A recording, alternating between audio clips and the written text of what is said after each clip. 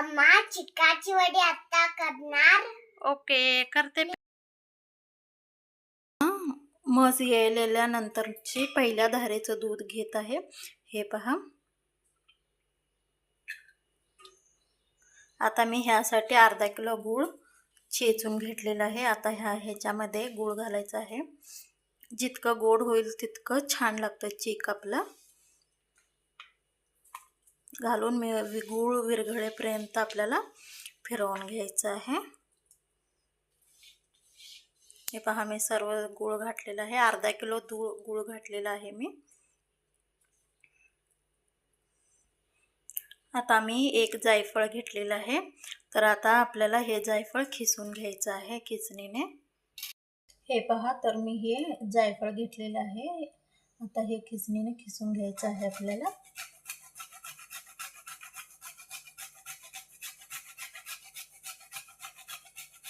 हे पहा जायफळचा खिस आपला मी एवढा घातलेला आहे. तुम्हाला आणखी हवा असलं तर घालू शकता. मी आता त्याच्यामध्ये एक थोडंसं खसखस घालत आहे. हे पहा मी एवढं खसखस घालत आहे. तुम्ही ह्यात काजू घालू शकता किंवा बदामाचे कट करून बदामाचा किस घालू शकता. आता आपल्याला हे पूर्ण मिक्स होईपर्यंत ढवळून घ्यायचं आहे आणि गूळ विरघळेपर्यंत आपल्याला ढवळतच राहायचं आहे.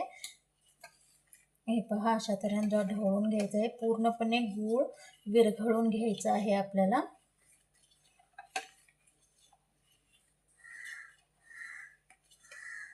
हे पहा.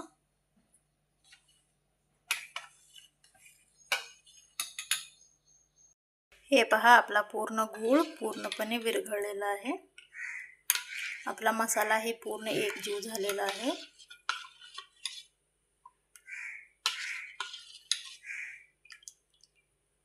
तर आता मी हे दूध एका कुकरच्या भांड्यामध्ये काढून घेत आहे.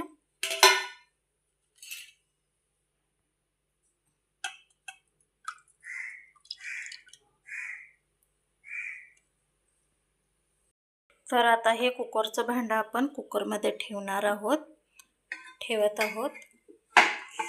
हे पहा. आता ह्याच्यावर एक झाकण ठेवून द्यायचं आणि आपल्याला कुकरची 3 शिट्ट्या काढून घ्यायच्या आहेत. आपल्याला आता असंच मोठ्या गॅसवर ठेवून हे आपल्याला 3 शिट्ट्या काढून घ्यायच्या आहेत.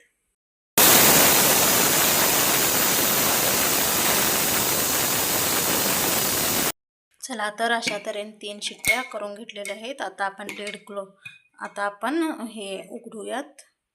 हे पहा, तर आपलं चीक तयार आहे. हे पहा एकदम असं स्पंजी रबलसारखं झालेलं आहे.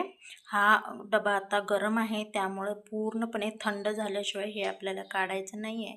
तर हे पहा एकदम स्पंजी झालेलं आहे. थंड झाल्याशिवाय अजिबात काढायचं नाही आहे. हे पहा, तर आता आपला कुकरचा डबा पूर्णपणे थंड झालेला आहे. तर असं करून हळूहळू ह्याच्या कडा सोडून घ्यायच्या आहेत.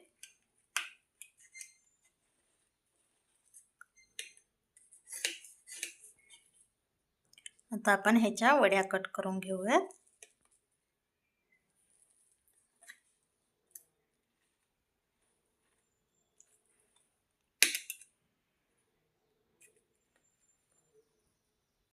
हे पहा मी खरवसाची वडी कट करून घेतलेली आहे. हे पहा, आपण ह्याला चिकाच्या वड्याही म्हणू शकतो, खरवसही म्हणू शकतो, खरवसाची वडीही म्हणू शकतो. हे पहा एकदम मऊ एकदम स्पंजी झालेली आहे. तर असंच सगळं पीस करून घ्यायचे आहेत. तर हे पहा, तर आपल्या आता चिकाच्या वड्या तयार आहेत खाण्यासाठी.